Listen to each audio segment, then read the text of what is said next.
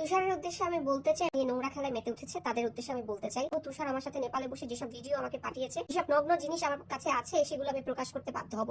তুষারের গোপন ভিডিও প্রকাশের হুমকি নীলা ইসরাফিলের। জাতীয় নাগরিক পার্টি এনসিপি যুগ্ম আহ্বায়ক সরোয়ার তুষারের গোপন ভিডিও সামাজিক যোগাযোগ মাধ্যমে ছড়িয়ে দেওয়ার হুমকি দিয়েছেন নীলা ইসরাফিল।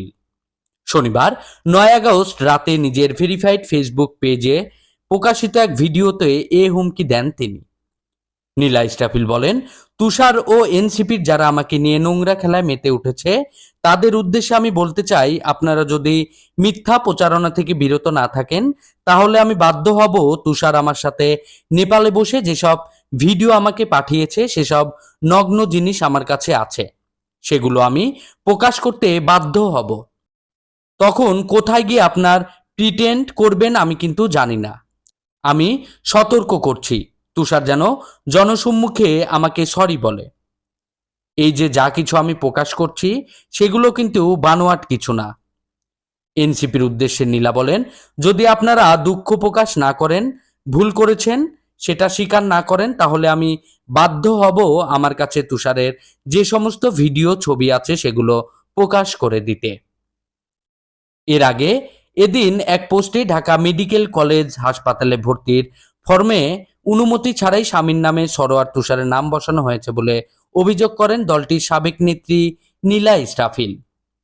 নীলা ইসরাফিলের এমন অভিযোগের বিষয়ে সন্ধ্যায় নিজের ফেসবুক আইডিতে দেওয়া এক পোস্টে সরোয়ার তুষার লিখেন, নীলা ইসরাফিল মাথায় আঘাতপ্রাপ্ত হয়ে আমাদের অফিসে এসেছিলেন।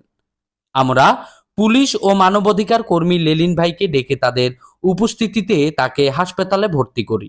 ইন্টার্ন ডাক্তাররাই ফর্ম পূরণ করেছেন দাবি করে এনসিপির নেতা বলেন, ভর্তি ফর্মে সে সময় কি লেখা হচ্ছে সেটা খেয়াল করার সুযোগ ছিল না। এখন দেখা যাচ্ছে এটা সোশ্যাল মিডিয়ায় উদ্দেশ্য প্রণোদিতভাবে প্রচার হয়ে যাচ্ছে। তিনি বলেন, হাসপাতালের নিয়ম অনুযায়ী নারীর ক্ষেত্রে স্বামী বা পিতার নাম যিনি রোগীকে নিয়ে এসেছেন তার নাম দেওয়া হয়। ওই ফর্মে সিও লেখা ছিল, যেটি লাল দাগ দিয়ে ঢেকে বা বিকৃতভাবে প্রচার করা হচ্ছে যেন আমি নিজেই স্বামীর নামের স্থানে নিজের নাম লিখেছি। বিস্ময় প্রকাশ করে তুষার লিখেন, আমি কি পাগল? বাটপাড়ির একটা সীমা থাকা দরকার।